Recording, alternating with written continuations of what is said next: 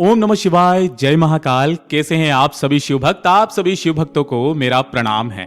सबसे पहले इस वाले उपाय के बारे में बात करेंगे कि शहद की मात्र 2 बिंदी का ये कौन सा उपाय है और हमें किस तरीके से करना है, जो उपाय आपको सिर्फ और सिर्फ शुक्रवार के दिन करना होता है। गुरुदेव ने कहा इस वाले उपाय को करने के लिए आपको 5 बेलपत्रों की आवश्यकता होगी। इस शुक्रवार के दिन का ये वो उपाय है जो कि आपकी बड़ी से बड़ी कामनाएं पूरी करता है। 5 बेलपत्र अगर नहीं मिलते हैं, गुरुदेव ने कहा जो पास में शिवलिंग विराजित है, जिस शिव मंदिर में आप जा रहे हैं, उस शिवलिंग पर जो बेलपत्र चढ़े हुए हैं, 5 बेलपत्र आपको लेने हैं। 1 लोटा शुद्ध जल अपने घर का तांबे के कलश में लेना है और इसी के साथ आपको 2 चीजें चाहिए होगी। सबसे पहले आपको लेना होगा थोड़ा सा शहद। ये चीज ध्यान रखना, शहद मात्र आपको 2 बूंद के बराबर, इससे ज्यादा आपको नहीं चाहिए। बिंदी लगाने के लिए मात्र आपको चाहिए। ये शहद क्या करता है? ये शहद उन सभी समस्याओं का काट करता है जो भी आपके जीवन में आड़े आ रही है, जो भी बाधाएं आ रही है, उन सभी का ये क्या करता है? काट करता है। और साथ ही साथ आपको मात्र आधा चम्मच के बराबर चाहिए कच्चा दूध, और जो आप सभी लोगों के घर में होता है। सिर्फ ये चीजों को लेकर के आपके घर के आसपास जो भी भोलेनाथ का मंदिर है, शिवालय है, शिवलिंग है, जहां पर सिर्फ और सिर्फ शिवलिंग विराजित है, आपको वहां पर पहुंच जाना है। यहां पर पहुंचकर शिवलिंग के पीछे की तरफ में आपको आसन लगा करके बैठना है, जिससे आपका मुख ऑटोमेटिक उत्तर दिशा की तरफ में हो जाएगा। हम सबको पता है कि जो शिवलिंग की जलाधारी होती है, ये उत्तर दिशा की तरफ में होती है, तो आपको उल्टा दक्षिण की तरफ बैठना पड़ेगा, तो आपका मुख ऑटोमेटिक उत्तर दिशा की तरफ में हो जाएगा। सबसे पहले आपने जो 1 लोटा शुद्ध जल लिया है, उस 1 लोटे शुद्ध जल को अपने दोनों हाथों में लेना।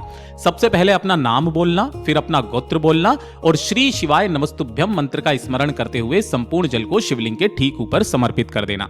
जो भी जल जलाधारी से बहकर नीचे की तरफ आए, आपको उस जल को अपने दाहिने हाथ में रोकना है। दोनों नैनों पर अपनी कामना करके अपने ऊपर छींट लेना है। पहला काम, जल से शिवलिंग का अभिषेक करना है। तत्पश्चात आपके पास में जो 5 बेलपत्र आपने लिए हैं, इनका क्रम जरूर ध्यान से सुन लीजिएगा। इन वाले बेलपत्रों पर जो दोनों की नीचे पत्तियां हैं, ये वाली पत्तियां, इन पर आपको कुछ नहीं करना है। जो बीच वाली पत्ती है, उसके चिकने हिस्से की तरफ यहां पर आपको 1 बिंदी बनानी है। किसकी? शहद की।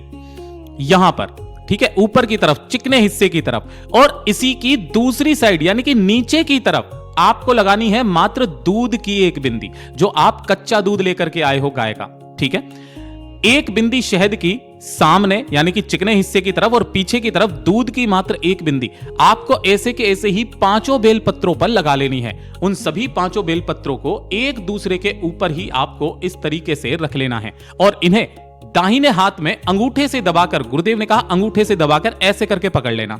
जैसे आप यहां पर देख पा रहे हो, ये अंगूठे से दबा लेना। 5 बेलपत्रों को इसी क्रम में आपको ऐसे करके पकड़ लेना है। पकड़ करके बाबा से अपनी कामना कहना। पहले अपना नाम बोलना, फिर गोत्र बोलना। जो भी तिथि पड़ रही है आज की, उस तिथि को बोलना है और उस तिथि को बोलकर अपनी कामना कह करके ऐसा का ऐसा ही शिवलिंग पर आपको उल्टा समर्पित इस तरीके से करना है कि जो डंडिया रहे वो जलाधारी के तरफ में चली जाए और बीच वाली पत्ती आपकी तरफ में आ जाए। अपना दाहिना हाथ इसी के ऊपर रखकर बस बाबा से निवेदन कामना करके आ जाना।